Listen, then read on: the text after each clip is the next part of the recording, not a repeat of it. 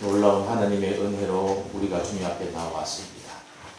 여러분, 우리가 건강한 몸으로 밝은 얼굴로 주님 앞에 나왔기 때문에 내가 내 힘으로 오늘도 예배당에 올라올 수 있게 되었다고 생각하지만, 조금만 여러분 깊이 생각해보면 내 노력, 내 힘, 내 의지로 오늘 주님 앞에 나온 것이 아니라 전능하신 주님께서 우리를 주님 앞으로 인도해 오신 줄로 믿습니다.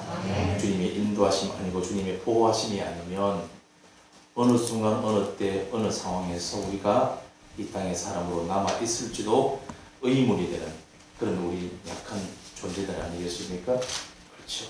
일차 말씀드리지만 눈에 보이지도 않는 현미경으로라 들여다 보이는 그 작은 미세한 바이러스에 우리는 목숨을 부지하기 위해서 그렇게 염려를 심하면서 우리의 삶을 그렇게 살아가지 않습니까?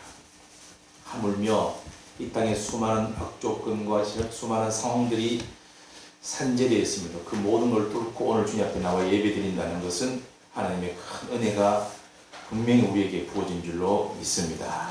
오늘 나는 죄인입니다 라는 제목으로 하나님의 말씀을 읽게 되어나도록 하겠습니다. 여러분, 구원은 나의 노력과 나의 행함으로 받게 되는 것입니까? 아니면 주님이 이루어 놓으신 그 일과 그 일을 이루신 주님의 은혜로 그것을 믿음으로 받게 되는 것입니다. 행함으로입니까? 믿음으로입니까? 그렇습니다. 우리는 얼마나 감사한지, 믿음 아니면, 주님이 내게 베풀으신 그 은혜 아니면, 그 놀라운 은총, 어메이징 그리스 아니면 우리는 구원받을 길이 전혀 없는 그런 소망이 없는 그런 존재들입니다. 우리가 얼마나 더 착하게 살고 얼마나 많은 선한 일을 행해야 되고 얼마나 죄를 짓지 않고 깨끗하게 살고 거룩해야 우리가 구원받아 영원한 천국에 들어갈 수 있게 되는가? 우리에겐 소망이 없어요. 소망이 없어요. 말씀드렸습니다마는 이 땅에서 죄가 없이 깨끗하고 거룩해져서 그렇게 죄 없이 의로워진 백성으로 천국에 들어갈 수가 있습니다. 죄가 없어야 돼요. 죄가 없이 천국에 들어가려면 방법이 두 가지가 있습니다. 죄가 없는 방법. 우리가 태어나면서부터 죄를 하나도 안 짓는 거예요. 깨끗하게 사는 거예요. 말씀을 다 따라 지켜 행하는 거예요. 그러면 논리적으로 우리에겐 죄가 없는 게 맞고, 그렇게 죄를 하나도 안 지은 사람은 거룩하고 의롭기 때문에 영생 천국에 들어가게 됩니다. 문제는 뭐냐면 그렇게 내 힘으로 깨끗하게 의롭게 착하게 살 수 있는 인생이 하나도 없다는 거예요, 이 땅에서. 그래서 우리는 죄인입니다라는 고백이 나와야 된다는 것이죠. 그럴 때 어떻게 됩니까? 우리 가운데 부어진 놀라운 은혜가 있습니다. 바로 우리 모든 죄를 대신 짊어지고 십자가에 죽으시고 그렇게 부활하신 예수 그리스도, 그 놀라운 은혜와 사랑을 우리가 받아들여야 비로소 우리가 옛사람이 죽고 깨끗한 의로움이 되어 천국에 들어가게 되는 줄로 믿습니다. 우리에게 필요한 것은 은혜입니다. 그 구원의 은혜입니다. 그것을 우리가 붙들어야만 우리가 영생 천국을 누릴 수 있게 되는 것이죠. 오늘 일생 선한 일 하나 한 것 없이 오직 자기만을 위해서 남을 해치며 살다가 마지막 순간에 붙들려 가지고 죽음 직전에 그 하나님의 구원의 은혜에 동참하게 되어 구원받은 사람을 제가 소개해 올리고자 합니다. 예수님께서 모든 인류를 위해 이 땅에 오셔서 대신 죄를 짊어지시고 십자가에 달리셨습니다. 그런데 오늘 말씀을 보니 이 고난의 길에 동참한 사람이 있어요. 누구냐 하면 예수님과 함께 십자가에 못 박힌 두 행악자가 있었습니다. 다른 성경에, 다른 복음서에 보면 강도라고 표현했습니다. 강도. 그런데 그냥 보편적으로 그냥 남을 위협해서 물건을 빼뜨린 강도 정도가 아니라, 여러분, 십자가형은 고대 로마 시대의 최고 극형입니다. 그냥 목을 이렇게 치는 형도 있고 교수형도 있고, 그렇죠? 다른 형도 있고, 또 그보다 더 두렵고 무서운 화형도 있습니다. 불에 태우는. 그러나 그보다 더 극한 고통을 빠뜨려서 사람들에게 본보기로 두 번 다시 이런 죄를 짓지 말고 이런 반역은 꿈도 꾸지 말라는 그런 본보기로 달아 죽이는 것이 마지막 십자가 사형입니다. 그래서 십자가형은 우리가 조금이라도 들어보신 분은 아시겠지만 가장 비참하고 가장 창피하고 가장 부끄럽고 가장 고통스러운 극한의 고통을 안겨다주는 그 형이기 때문에 사람들은 함부로 그걸 보면서 두려워하며 죄에 빠지지 않게 되죠. 로마 시대에 여러분 이 최고 극형인 십자가 사형은 아무나에게 하지 않습니다. 그냥 강도질 좀 했다고 도도질 좀 했다고 주는 것이 아니라 그야말로 황제 로마의 정권에 반역하는 행위라고 그러죠. 반역행위. 로마의 군대에 대항하거나 어떤 로마 황제에게 대들거나 아니면 그를 거부하고 그를 욕하고 모독하거나 이런 사람들에 대해서 십자가형을 그렇게 언도합니다.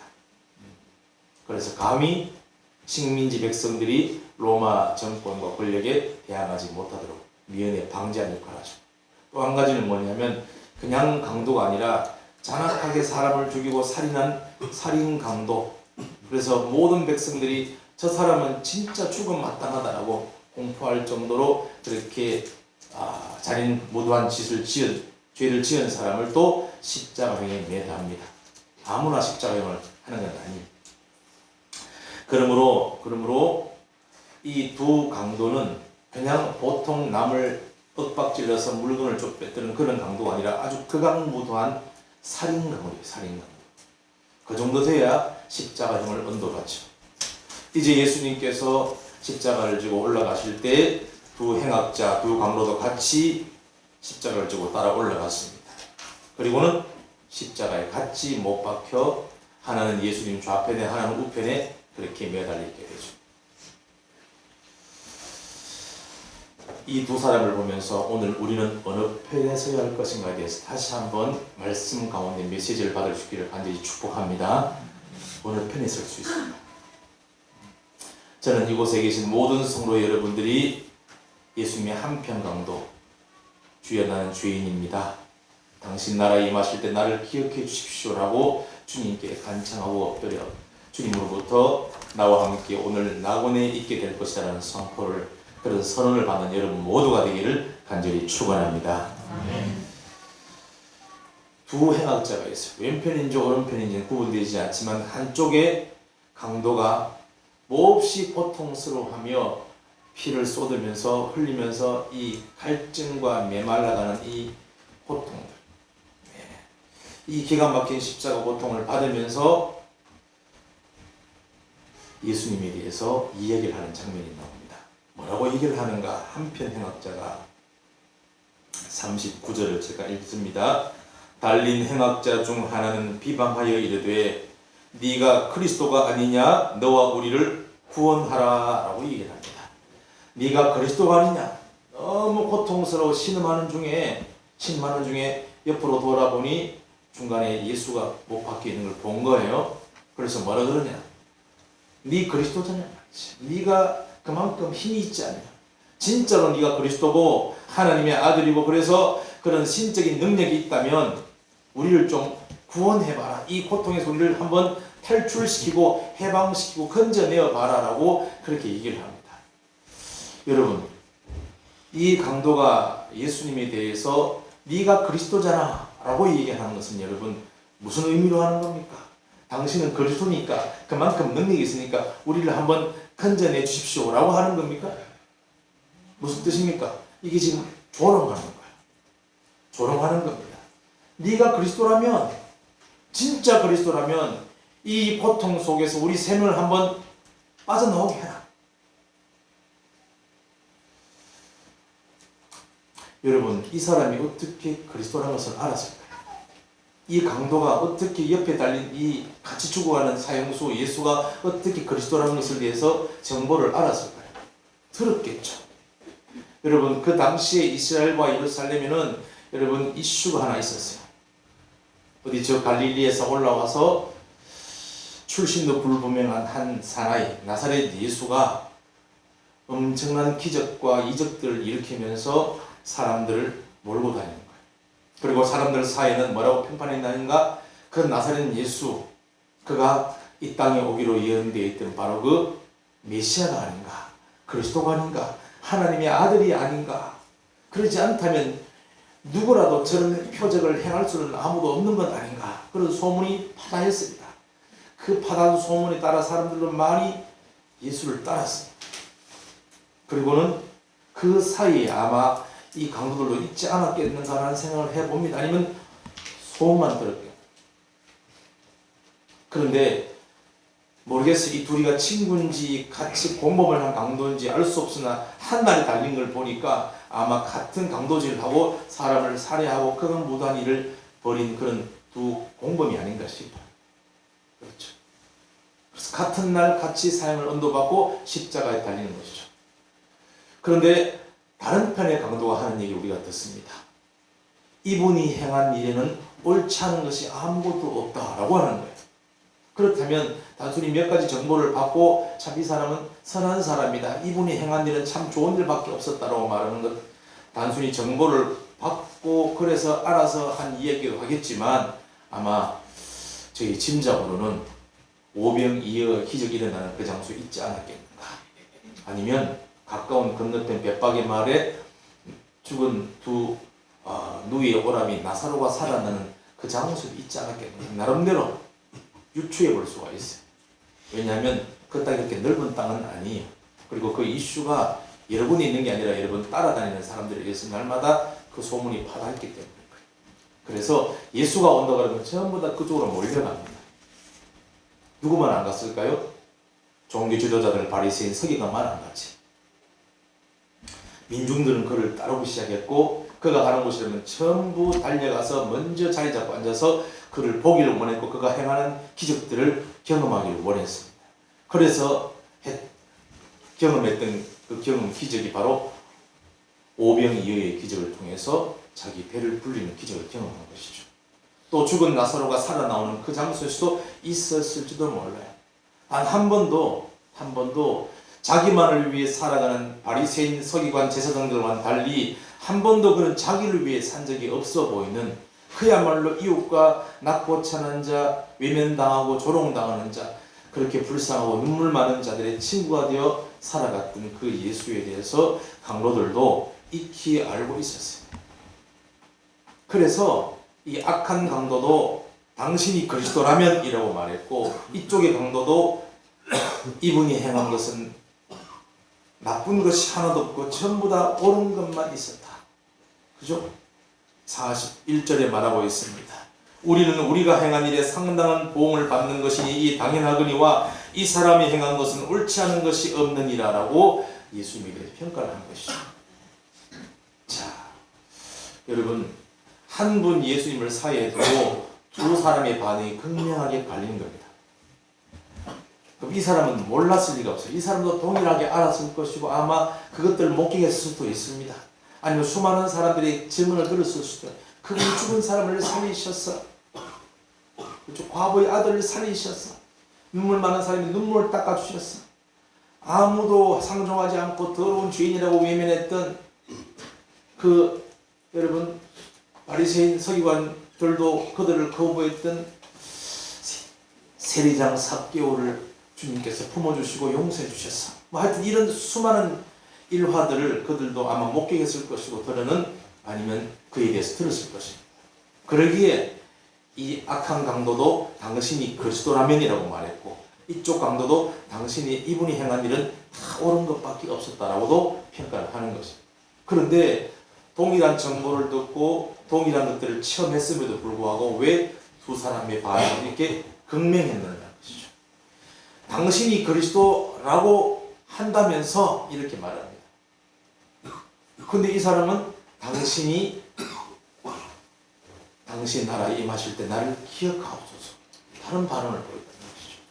똑같은 죄를 짓고 똑같은 그런 죄의 몫을, 죄의 벌을 받아서 십자가에 달려 죽는 이 마당에 한 사람은 예수에 대해 조롱을 하고 한 사람은 당신의 나라라고 얘기를 합니다.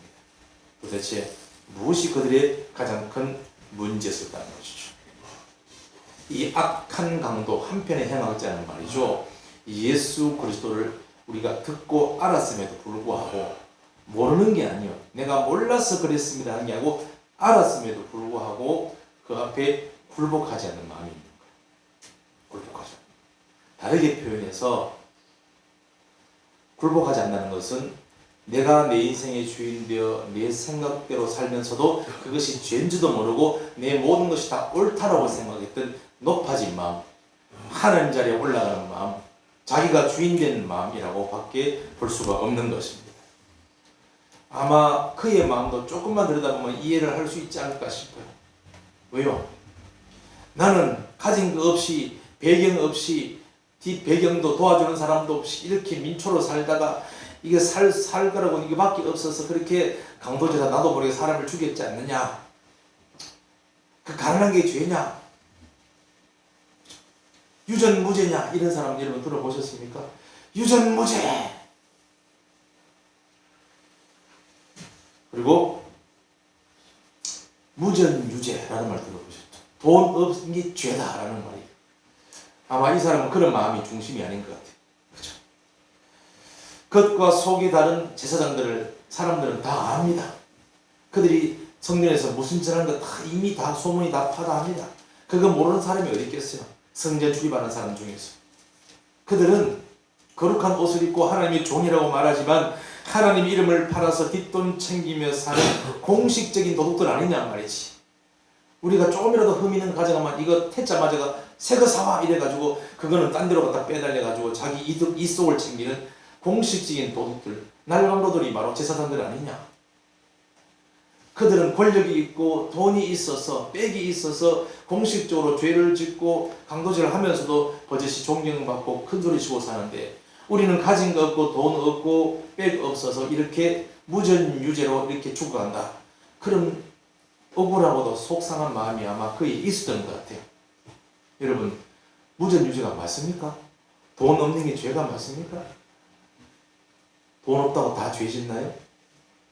빽 없다고 다 강도질 하나요? 여러분, 그 죄 자체를 죄로 여기지 않는 거예요. 자기가 마음의 주인 되어서 자기 뜻대로 사는 거예요. 그러면서 나는 억울하다. 여러분, 그런 사람이 종종 있어요. 전혀 이웃침도 없고 전혀 회개하는 마음도 없고 내가 진짜 천인공노할 죄인이라고 그렇게 주님 앞에 눈물로 뚝뚝 흘리며 사람들 앞에 그렇게 회개하는 거 없고 뻔뻔스럽게 그렇게 외치는 사람들 요즘 보면 너무 많은 것 같아요. 그렇지 않겠어요? 너무 요즘 많은 것 같아요. 내가 무슨 나보다 더 악한 놈 많고 공식적으로 다 나라 돈 해먹는 관리들과 국회의원들과 저 사람 얼마나 많냐. 나는 돈 없는 게 죄다 이러면서 말이지 뻔뻔하게 고개를 들고 다니는 사람이 너무나 많은 것 같아요. 그런 마음에는 여러분 절대 있을 수 없는 게 있어요. 그 뭔지 아세요? 회개라는 게 없습니다. 회개라는 게 있을 수가 없어요. 나는 억울하다. 나같이 바르게 살아야 사람. 어떤 사람은 이 두 강도를 이렇게도 얘기합니다. 무슨 짓을 했는지 나오지 않지만 짐작하기를 어떤 학자들은 바리새인 중에 열심당이라는 또 당이 하나 있어요. 독립운동을 하기 위해서 로마 병사들 갖다가 암살하기도 하고 죽이기도 하고 그렇게 어떤 사람들은 이 로마의 그 권력에 한거했기 때문에 붙들려 가지고 단순 강도가 아니라 그 로마 병사에 대해서 아니면 로마의 그 총독부에 대해서 그렇게 악한 짓을 하고 죽였기 때문에 붙들려가 이렇게 본보기로 반역을 하면 이렇게 죽는다, 본보기로 달려 죽었다라고 그렇게 해석하는 학자들도 있습니다. 그럴 수도 있어요. 만약에 그렇다면 더더욱 그렇겠죠. 우리가 사람 죽이는 게 뭐 그리 나쁜 짓이냐 말이지. 우리나라의 독립을 위해서 내가 이렇게 한 것은 나는 억울하다. 그럴 수가 있습니다. 그러고는 이제 옆으로 보는 거죠. 누가 달려있습니까? 예수가 달려있습니다. 당신이나 우리나 다 같이 억울하게 달려 죽는 사람들 아니냐 말이죠. 근데 당신도 별 죄가 없는 것 같고 우리도 억울하다. 당신이 진짜 그리스도라면 우리를 여기서 한번 구원해내봐라. 건져내봐라. 이렇게 예수님을 조롱하는 모습이 그에게 있는 것입니다. 참 안타깝습니다. 반면에 또 다른 행악자가 예수님에 대해서 내리는 이야기와 하는 말을 들어보시기 바랍니다. 그 행악자는 먼저 자신에 대해서 이렇게 말합니다. 무슨 얘기를 하는가? 41절 말씀입니다. 우리는 우리가 행한 일에 상당한 보응을 받는 것이니 이에 당연한 것이거니와 라고 말합니다. 우리는 우리가 행한 일에 대해서 당연한 보응을 받는 것이다. 그렇죠. 그리고는 예수님께는 뭘 말을 합니까? 이 사람이 행한 것은 옳지 않은 것이 없다라고 평가를 하고, 그리고 42절에 예수님에게 직접 이야기를 합니다. 뭐라고 얘기를 하시는가? 예수여 당신이 나라에 임하실 때에 나를 기억하소서라고 얘기를 합니다. 여러분, 한편의 현업자가 이쪽의 강도가 예수님에 대해서 이분은 옳은 일만 한 분입니다 라고 얘기하면서 예수님께 이야기하는 것을 우리는 주목해야 됩니다. 뭐라고 말하는가? 예수여 당신의 나라 거기에 들어가실 때에 임하실 때에 나를 기억해 주십시오 라고 말합니다. 여러분, 지금 이 상황이 어떤 상황입니까? 십자가에 달려서 마지막 죽음 직전에 숨을 몰아쉬는 상황 아니겠어요? 그런데 무슨 나라를 말하는 것? 도대체 당신의 나라라니. 당신의 나라는 도대체 어느 곳을 말하는 것? 강도가 말하는 당신의 나라란 이 땅 곧 육의 세상에 이룩할 하나님의 나라, 그 왕국을 말하는 것입니까? 이 땅의 육의 나라에 세울 하나님의 나라를 말하는 거예요?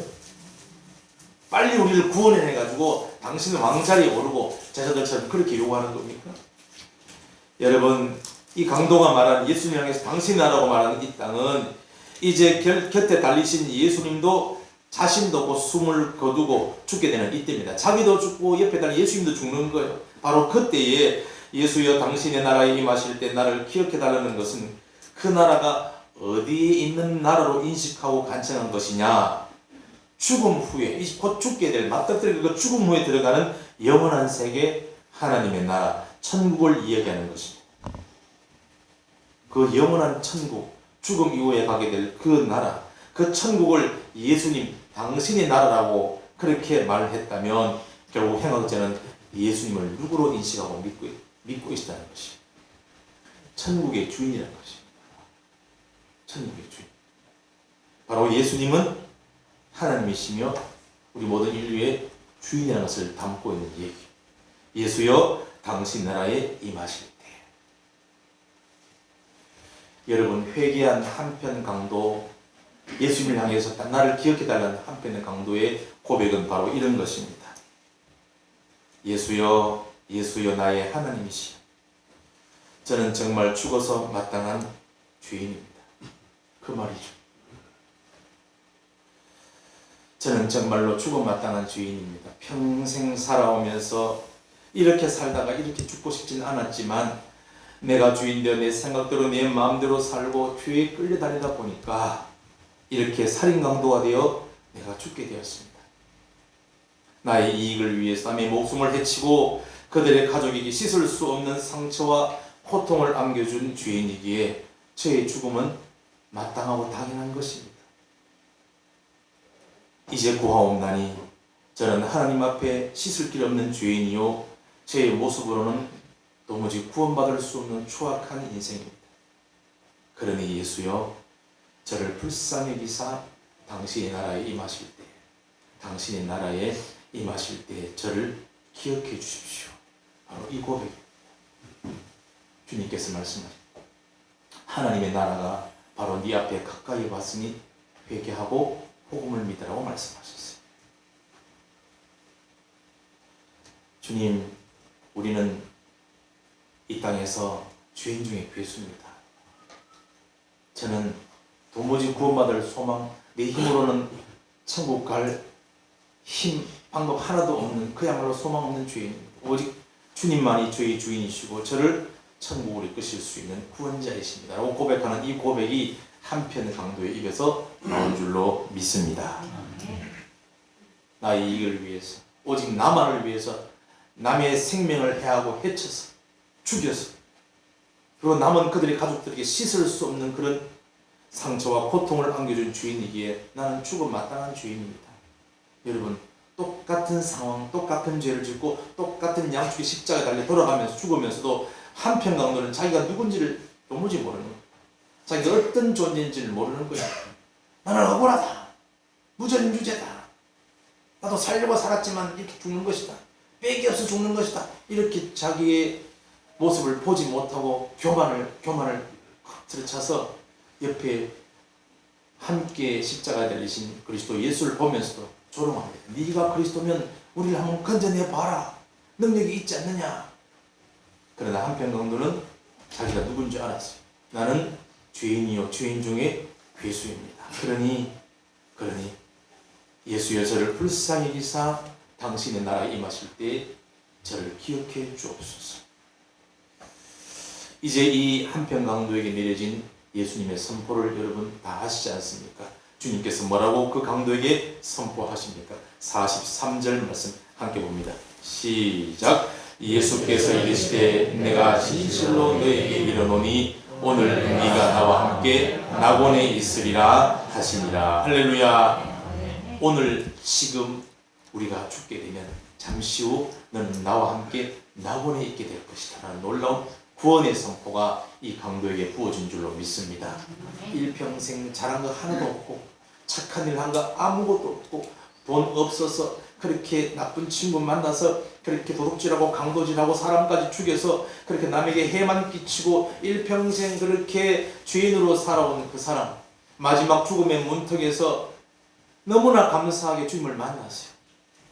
여러분 거기 주님을 못 만나서 어떤 걸 뺐습니까? 마지막 죽음의 주님을 만나서 그분에게 자기를 보고 자기 상태를 고백하고 그분에게 고백을 이야기를 합니다. 당신은 영원한 천국의 주인이시고 나는 주 앞에 죄인입니다. 나는 죄인으로소이다. 이 한마디가 그 영혼을 영원한 구원의 길로 인도하신 줄로 믿습니다. 여러분 마지막 순간까지 끝까지 예수님을 거부한 자와 마지막 순간에 회개하고 믿은 자의 운명은 어땠을까요? 완전히 달라집니다. 영생과 영벌입니다. 우리가 알거니와 여러분 하나님의 구원의 은혜는 언제나 공평하게 주어지죠. 그렇죠?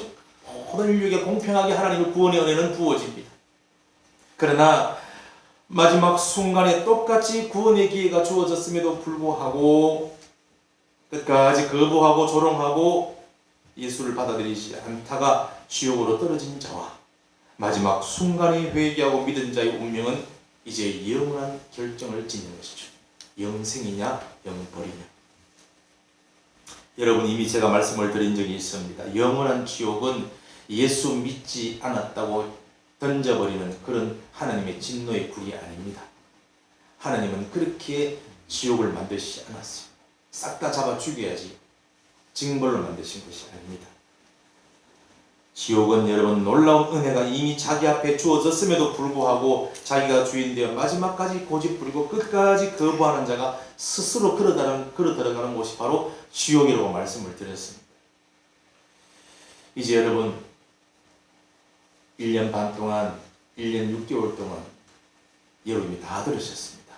예수님은 이 땅에 오신 하나님이시 우리의 주인이십니다. 그분이 우리를 위해 죽으시고 부활하셨기 때문입니다. 이미 예언대로 오시고 예언대로 죽으시고 예언대로 부활하신 예수님, 지금도 우리 앞에 살아계신 하나님이신 우리 주인이십니다. 여러분 이제 또 뭘 더 요구하시겠습니까? 나는 예수 믿을 수 없어요. 나는 아직 안 돼요. 내 생각에는 내 배운 바로는 내 경험으로는 아직 아니에요. 하고 끝까지 받아들이지 않고 계실 분이 있으십니까? 아니면 이쪽 강도처럼 나는 열심히 한 것밖에 없고 충성되게 살아온 것밖에 최선을 다해 신앙생활 한 것밖에 살아온 것이 없는데 왜 나보고 죄인이라 그럽니까? 라고 끝까지 자기 마음을 높여서 붙들고 있는 성도가 있다면 여러분에게 말씀을 드립니다. 오늘이 마지막 기회일 수도 있습니다. 내가 얼마나 열심히 살았는데요. 내가 얼마나 가정을 위해 최선을 다했는데요. 그런 나보고 죄인이라고요? 수긍할 수 없습니다. 라고 높아진 마음을 끝까지 붙들고 주님을 앞에서 거부하고 계신 분이 있다면 오늘 여러분에게 부탁을 드립니다. 제가 경고가 아니라 부탁을 드리는 거예요. 내가 누구지를 정확하게 아는 자만이 주님의 구원의 은혜에 동참할 수 있게 되는 줄로 믿습니다. 저는 지금까지 목회를 하면서 수많은 사람들을 봤습니다. 입으로 주여 주여 하고 교회 다니고 예수 믿는다 하지만 정말로 예수 믿는 사람을 제가 많이 본 적이 없었어요. 도대체 저 사람들은 왜 저렇게 변하지 않을까? 저 사람들은 교회를 다니며 성경 공부하며 예배드리며 말씀을 암송하고 기도하는데 왜 저렇게 변하지 않을까? 저는 그 원인이 뭔지 몰랐습니다. 근데 어느 날 알게 되었어요. 내가 제일 걸림돌이었고 목사가 제일 문제였고 목사가 주인 중에 괴수였구나. 그냥 그야말로 쓰리 같은 존재였구나 것을 알게 되었습니다. 주님을 만나고 그 앞에 내가 어떤 존재를 알게 되고 회개의 눈물을 흘렸을 때 주님 찾아오셔서 누가 너희 주인이냐 물었을 때 저는 첫 번째, 두 번째 질문에까지도 저는 주님이 주인이라고 생각하고 살아왔던 기가 막힌 주인이었습니다. 그런데 세 번째 질문에서 눈이 떠졌습니다. 한 번도 예수님을 진짜 내 마음 중심의 주인으로 모시고 살아본 적이 없구나. 물론 입으로는 예수님 내 주님이라 고백하고 찬송도 불렀고 설교도 했지만 단 한순간도 예수님이 내 주인이 아니었구나.